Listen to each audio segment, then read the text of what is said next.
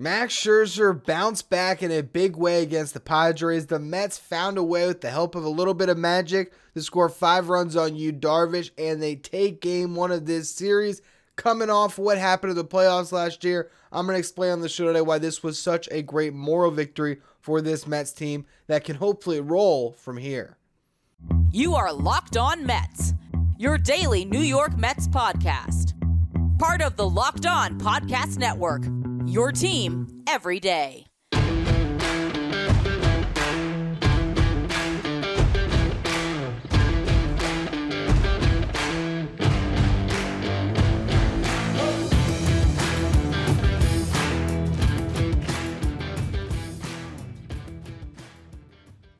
Hello to all you amazing Mets fans. You're watching Locked On Mets, part of the Locked On Podcast Network, your team every day. I'm your host, Ryan Finkelstein. If you want to find any of my work, follow me on Twitter at FinkelsteinRyan. You can also find some of my writing at justbaseball.com, where I work as the managing editor. Skip trips to the grocery store and count on HelloFresh to make home cooking easy, fun, and affordable. That's why it's America's #1 meal kit. Go to HelloFresh.com/MLB60 and use the code MLB60 for 60% off plus free shipping. Now, the Mets found a way to beat the Padres on Monday, and this was a massive victory early in the season. I would make an argument it might have been the most important victory yet, because all the other ones came against the Miami Marlins, and this was a game against a really good team, a great lineup, and a great pitcher in Yu Darvish that shows the fortitude and the capability of this Mets roster to go out there without Starling Marte even and find a way to win. And Max Scherzer was great. And I think there's so much to take away positive from this game. You know, this is the exact same team that beat you on your own field and really punched you in the mouth, particularly in game 1 last year with Yu Darvish out dueling Max Scherzer, and then the Mets were in a hole. Jacob deGrom helped deliver the 1 victory in that series. And then game 3, Chris Bassett unraveled. You know, you're trying to avoid a similar fate this year. And as much as, you know, we believe that the Padres are a team that can contend with the Dodgers in the NL West, as much as we think the Mets can contend with the Braves in the NL East, there is every chance these are 2 wildcard teams again that might meet in the exact same ballpark as the 2 teams with the best record in the wild card race that didn't win a division. So this is a very important matchup. And to go out first game of this series coming off of course, a game you wish you had back against the Marlins, with the knowledge of what happened last year and the fact that this same Padres team not only beat you, but then went out to LA and beat the Dodgers, and they have Juan Soto and Xander Bogaerts and Manny Machado and soon Fernando Tatis. This is a loaded Padres roster. And this Mets team just beat them. And Max Scherzer went out, and after getting knocked around by the Brewers and giving up 3 straight home runs before he left his last start, he guts his way through 5 innings. And it was a great performance, honestly, I believe, from Scherzer to just plot your way through it. It wasn't pretty. You know, he walks the first batter he faces, strikes out Manny Machado, walks another in Juan Soto. So you're sitting there, 2 runners on, high pitch count, 1 out. He gets a massive double play ball from Xander Bogaerts on the second pitch that he hit. Just beautiful Lindor to Guillorme to Alonso. I love watching that double play combination up the middle of Guillorme and Lindor. And from there, you know, he was able to settle in a little bit. You know, the second inning, 1, 2, 3, a couple strikeouts there. Third inning, he walks the leadoff batter, then retires the side, 1, 2, 3 from there. So only faced 1 above the minimum. You go over to the 4th inning after getting spot a lead in the bottom of the 3rd when you had Brandon Nimmo get a base hit. He stole second base, his 3rd of the season. Nimmo's going to set a career high this year in steals and obliterate it. You had Francisco Lindor get hit by a pitch that put 2 runners on, and Jeff McNeil came through with the clutch double that scored 2. That gives Scherzer the lead he needs. Goes up next inning in the 4th, 1, 2, 3. Then in the 5th inning, got the first out, gave up a base hit, got another out, and then had a ridiculously long at bat to Austin Nola that all but knocked him out of the game because he ended up having to throw 11 pitches to him, which took that pitch count from 86 to 97. If he gets through that in 2 pitches, he's sitting at 88. You never know. Maybe they throw him back out there for the 6th. But Nola basically knocks him out of the game. He gets a strikeout, though, on him. And you look at the line when it's all said and done. He goes 5 innings, doesn't allow a run. So that's great for Scherzer and the confidence moving past this to continue to build off of it. He had 6 strikeouts, 3 walks, only 1 hit allowed. And then the bullpen was great behind him. So to me, this was a real game that was a recipe for them moving forward to get that level of pitching from Scherzer. And then for John Curtis to come through and give you another strong inning. He's off to a great start this year, 1.42 ERA. Drew Smith has struggled a little bit. He got a pair of strikeouts in a scoreless inning of work. They go to Robertson. He gets 2 strikeouts in an inning of work, has yet to allow a run this season. So good on Robertson to continue to dominate. Then Adam Ottavino comes out, gives you a scoreless 9th, strikes out 3 of the 4 batters he faces, giving up 1 hit. 2 hits allowed by this pitching staff all game. They walk 6, which is just showing that you're being careful with a lineup of, really good hitters on the Padres side. You look at, who drew the walks. Grisham in the leadoff spot, but Soto had 2 of the walks. Bogarts had 1. So 3 of the 6 walks you allowed, you were pitching around really good hitters. So I thought it was a very well pitched game by the Mets. The lineup did enough, and that's a huge confidence booster for you moving forward. But you got to win one more, and you got Peterson, you got McGill as the 2 guys who will be taking the ball that can try to grab that game for you. So I think the Mets got the one they had to get, and now it's just get one of these 2. Just flip a coin and find a way to a win. They might not have the edge in the pitching matchups, which we can discuss in a minute here, but I still like what the Mets showed, and I hope that they continue to show that fight again tomorrow and on the game on Wednesday to close out this series. Before we get to any of that, though, today's episode is brought to you by So Rare. This is a revolutionary fantasy baseball game and marketplace that transforms fans into owners with officially licensed digital cards featuring players from across all 30 teams. Unlike other fantasy baseball platforms, So Rare managers truly own their fantasy experience, collecting, buying, selling, and competing with player cards against global opponents to win epic rewards. Win or lose, you still own your cards. There's no cost to play. Plus, the more you win, the more you advance, collecting increasingly powerful cards and accessing next-level competitions and rewards. So Rare managers who rank at the top or near the top of the leaderboards can win a variety of prizes like these So Rare scarcity cards, game tickets, merchandise, signed jerseys, and VIP experiences like meeting MLB stars. Prizes may vary depending on the competition. Head to SoRare.com/lockedon. That's SORARE.com to draft your team of free player cards, set your lineup, and start competing today to win epic rewards. Again, that's SoRare.com/lockedon to start playing today. You know it's not easy to do?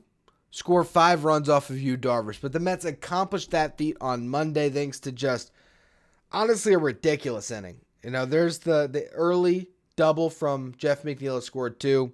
That was great offense. But what happened in that 7th inning was a little bit of good fortune. Mark Canha, he doubles to lead things off, so that was a nice at-bat by a Met. Guillorme comes up, though, lays down a bunt on the third baseline, gets Canha over, that's great, but this bunt was so good. Machado, all of them, they're trying to wait for that ball to go fair, and it just doesn't. That puts those runners at the corners. And then Eduardo Escobar comes through. Got to give him credit where credit's due. Swinging a little bit of a better bat, being a little more of a run producer lately, coming through in some of these spots.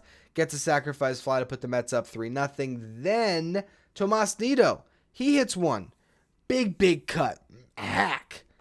Gets a tiny piece of the ball, rolls down the third baseline, just like Guillorme.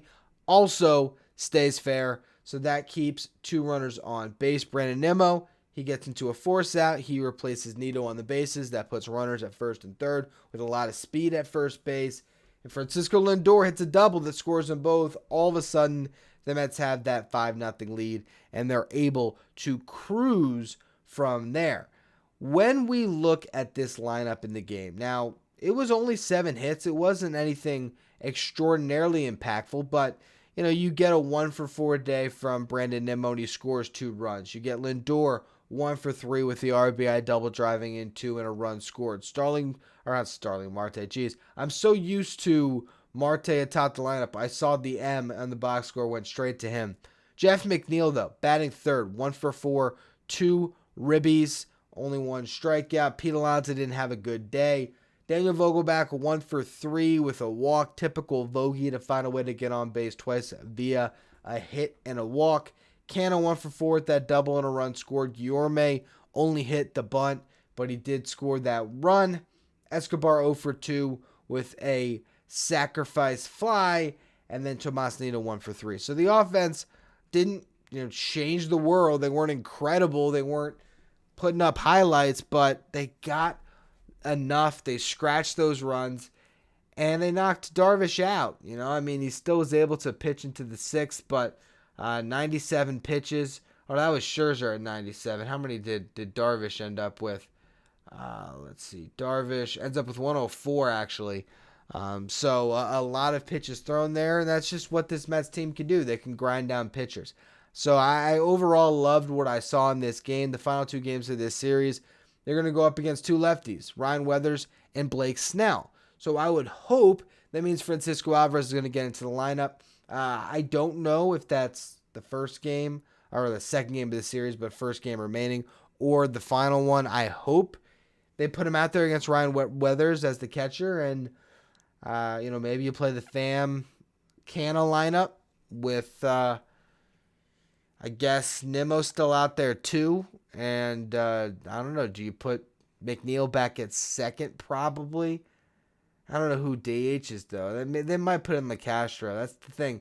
This team could really use a right-handed power bat off the bench, particularly when Marte is day-to-day. I wonder if he could be the DH. If he can't, it'd be nice to have Mark Vientos to get some of these at-bats when you're facing a couple of lefties. But I digress on that one. Weathers is going to be the easier matchup, although Blake Snell carries the 7.88 ERA into this start.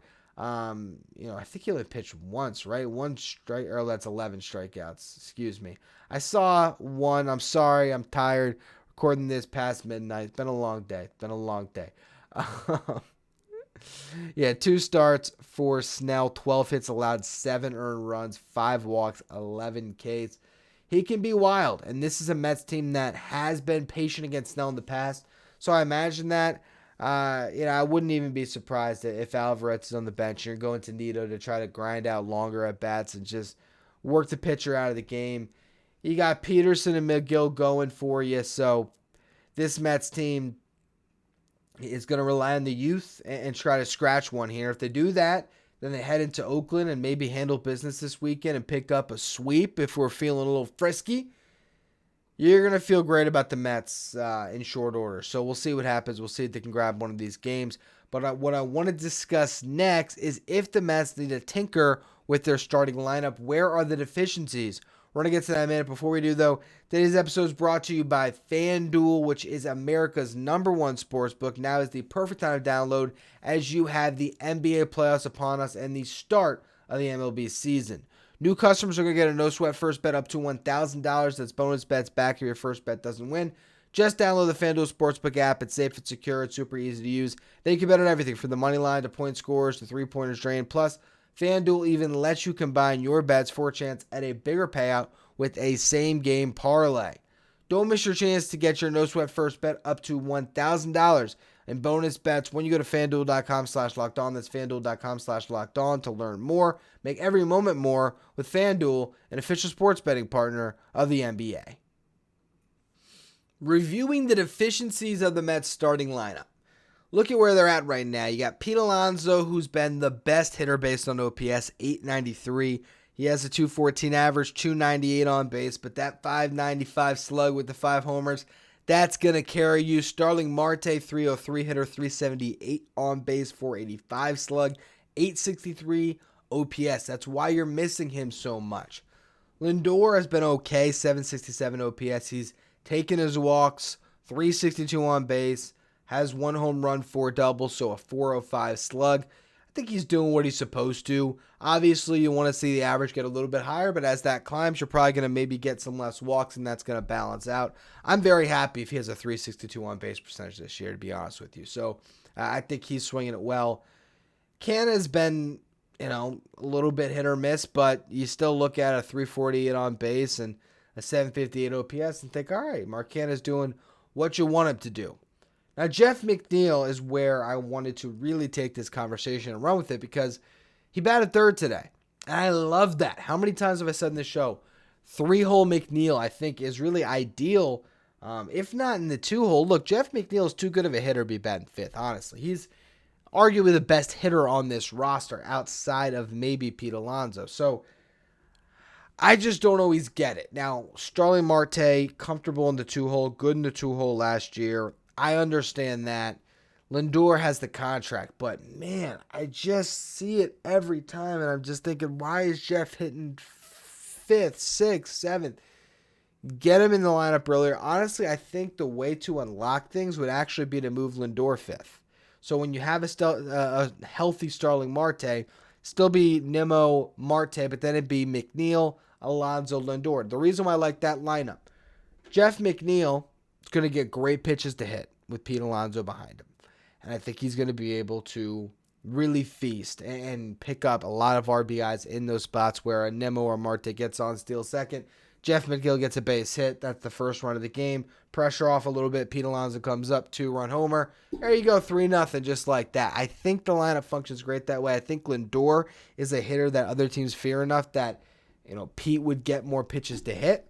But, the Mets are going to keep rolling this thing out. I think the big question is going to be, how long do you give a leash to some of these veterans, and when do you ultimately say, as much as Tommy Pham's been fine and well, we need to try something new, and you bring up someone like a Mark Vientos. So we'll see when all of that happens, but for now, great first win. Go out, do it again, get the series victory. Then you have a nice underbelly of your schedule, at least for a weekend, where you can go out to Oakland, pick up some wins, and then you have to face the Dodgers and the Giants on the road. So tough road trip for the Mets. Grab them while you can at home, and hopefully the Mets are able to accomplish just that. Anyway, that's going to be all for today's show. As always, thank you for listening. Make sure you follow, rate, and review wherever you get your podcast. Make sure you follow me on Twitter, @Finkelstein Ryan. Follow the show at Locked On Mets. Thank you for making Locked On Mets your first listen every day. Now, for your second listen, check out Locked On Fantasy Baseball if you want to win your league this year. Locked On Fantasy Baseball is where you want to go. You can find it wherever you get your podcasts and on YouTube, part of the Locked On Podcast Network, your team every day.